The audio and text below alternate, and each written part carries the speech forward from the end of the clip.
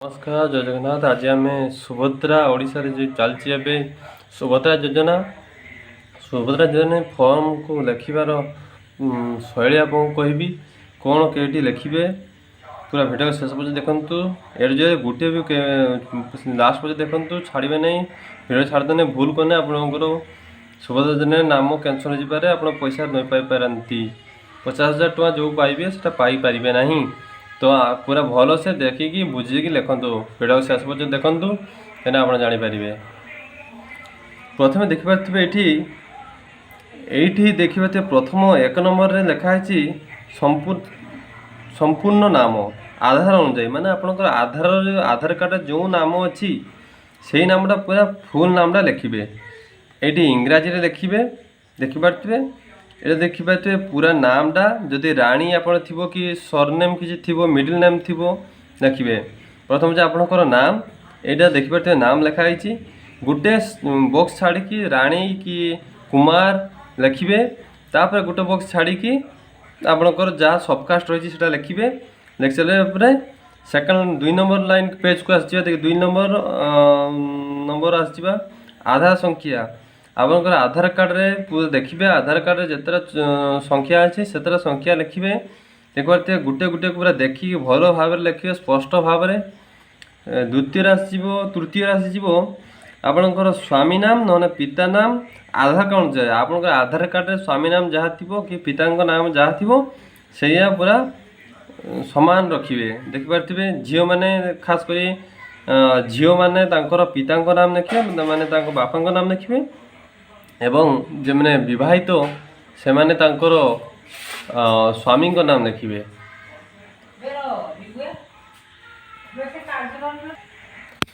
एबे देखिए आपनकर स्वामी नाम लिखि सारे जहाँ जमती नाम जमती सेमती लिखिए कि पिता बापा का नाम लिखिए आपनकर बापा का नाम तार जब मिडिल नेम थी मिडिल नेम लिखिए तार सरनेम थी जहाँ सरनेम लिखिए माने आपन टाइटल है सेमती जमती दास से टाइटल जेना से टाइटल लिखिए।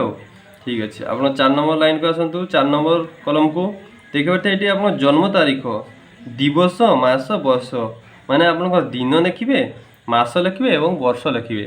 देखिए ये गोटे गोटे पूरा लिखिए धरा जाऊ आपनकर ये 9 तारीख अच्छी 9 मास अच्छी तो 0 देकी 9 लिखिए ताने 9 मास जदि 10 अच्छी ताने 10 को 10 सेम लिखिए। 2 तारीख अच्छी 0 2 एमती लिखिए मसीहा आप मसीहा देवे।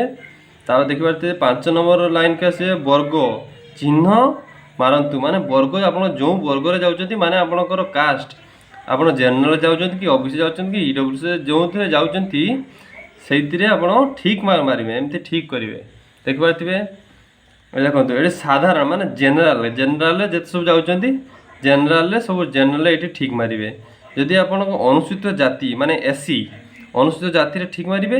यदि अनुसूचित जनजाति माने एसटी ये ठीक मारिबे। जनरल ओबीसी मत जाउची ओबीसी की ठीक मारिबे। अच्छा ये 6 नंबर कलम में देखिपे ये शारीरिक भिन्नक्षम आप शारीरिक भिन्नक्षम ताने हाँ मारिबे। जदि शारीरिक भिन्नक्षम नथिबे ताने ना मारिबे। यदि आपन शारीरिक भिन्नक्षम थिबो ताने ये ठीक मारिबे। जदि शारीरिक भिन्नक्षम नथिबो ताने ये ठीक मारिबे। देखते एमती पूरा मुझे जमती करुच्ची आप पूरा सेमती करेंगे। गोटे भूल करेंगे भूल कले मैंने आपंकर पैसा आसो ना।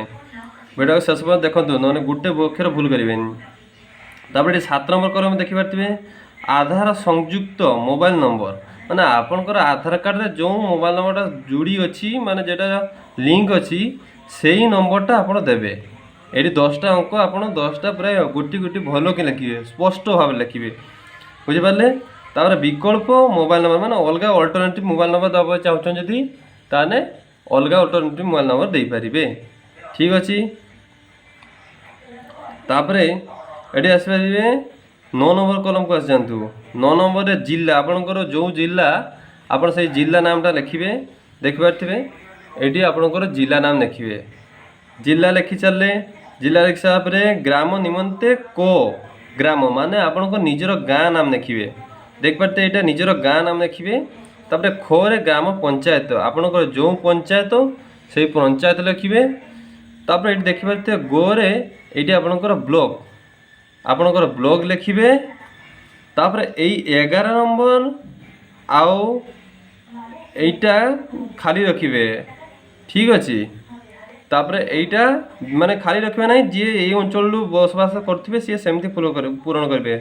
ସହରାଞ୍ଚଳ ନିମନ୍ତେ ୱାର୍ଡ଼ ନମ୍ବର ତାର ଲେଖିବେ। ଉର୍ବାନ୍ ଲୋକାଲ ବଡି ଏଠି ତାଙ୍କର ଲେଖିବେ, ଖାଲି ରଖିବେ ନାହିଁ। ତାପରେ ଗୋରେ ଦେଖିପାରୁଥିବେ ସହର ନଗର, ମାନେ ଆପଣ ସହରରେ ରହୁଛନ୍ତି ନା ନଗରରେ ରହୁଛନ୍ତି। ଯେ ସହରରେ ରହୁଛନ୍ତି ସହର ରଖିବେ, ନଗରରେ ରହୁଛନ୍ତି ନଗର ରଖିବେ।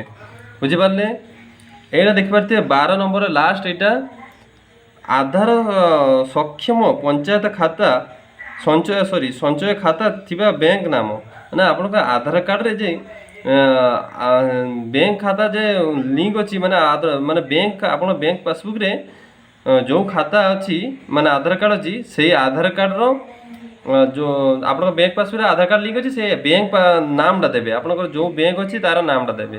ମାନେ ଆପଣଙ୍କ ଧରାଯାଉ ଦୁଇଟି ବ୍ୟାଙ୍କ ଅଛି, ତ ଦୁଇଟି ବ୍ୟାଙ୍କରେ ଯେଉଁଟା ଆଧାର କାର୍ଡ଼ ଅଛି ସେଇଟାର ନାମ ଦେବେ। କାରଣ ଆପଣଙ୍କର ଦୁଇଟା ବ୍ୟାଙ୍କରେ ନେବେ, କେ ଆକାଉଣ୍ଟକୁ ପଇସା ଯିବ କହିହେବନି। ତଥାପି ଆପଣଙ୍କର ଯେଉଁଟା ରେଗୁଲାର ଚାଲୁଛି ସେଇ ବ୍ୟାଙ୍କର ନାମଟା ଦେବେ। ଯେଉଁଟା ଆପଣ ସବୁଦିନ ପଇସା ଆସୁଛି ସେଇ ବ୍ୟାଙ୍କର ନାମ ଦେବେ, କାରଣ ଆଧାର କାର୍ଡ଼ ଦ୍ୱାରା ପଇସା ଆସିବ। ମାନେ ଆପଣ ଯଦି 2ଟା 3ଟା ଆକାଉଣ୍ଟ ଥିବ ତାହେଲେ ଆପଣଙ୍କର ସେଇ 2-3ଟା କେ ଆକାଉଣ୍ଟକୁ ଯିବ କହିହେବନି, କାରଣ ଆପଣଙ୍କର ଆଧାର କାର୍ଡ଼ ଦ୍ୱାରା ହିଁ ପଇସା ହିଁ ଯିବ। ଆପଣଙ୍କର ଆଧାର କାର୍ଡ଼ ସାଙ୍ଗରେ ମୋବାଇଲ ଲିଙ୍କ ରହିଥିବା ଦରକାର, ଆଉ ବ୍ୟାଙ୍କ ସାଙ୍ଗରେ ଆଧାର କାର୍ଡ଼ର ଲିଙ୍କ ରହିଥିବା ଦରକାର। ଦେନେ ସେଇ ବ୍ୟାଙ୍କକୁ ଯିବ। କେ ବ୍ୟାଙ୍କକୁ ଯିବ ସେଟା କହିହେବ ନାହିଁ। ଲାଷ୍ଟରେ ଆପଣଙ୍କ ପଇସା ଆସିଲେ ଜାଣିପାରିବେ ଆପଣ। ତ ଭିଡ଼ିଓଟା କେମିତି ଲାଗିଲା ଶେଷ ପର୍ଯ୍ୟନ୍ତ ଦେଖିକି ଭଲ ଲାଗିଥିଲେ କମେଣ୍ଟ କରନ୍ତୁ, ସେୟାର କରନ୍ତୁ। ଆଉ ଏଇଟା ସେୟାର କରନ୍ତୁ, ଗୋଟେ ବି ଭୁଲ କରିବେନି, ସଠିକ୍ ଭାବରେ ଲେଖିବେ, ନହେଲେ ସୁଭଦ୍ରା ପଇସା ପାଇବେ ଆପଣଙ୍କର ପାଇପାରିବେ ନାହିଁ। ତ ଭିଡ଼ିଓ ଶେଷ ଭଲ ଲାଗିଥିଲେ କମେଣ୍ଟ କରନ୍ତୁ। ଜୟ ଜଗନ୍ନାଥ।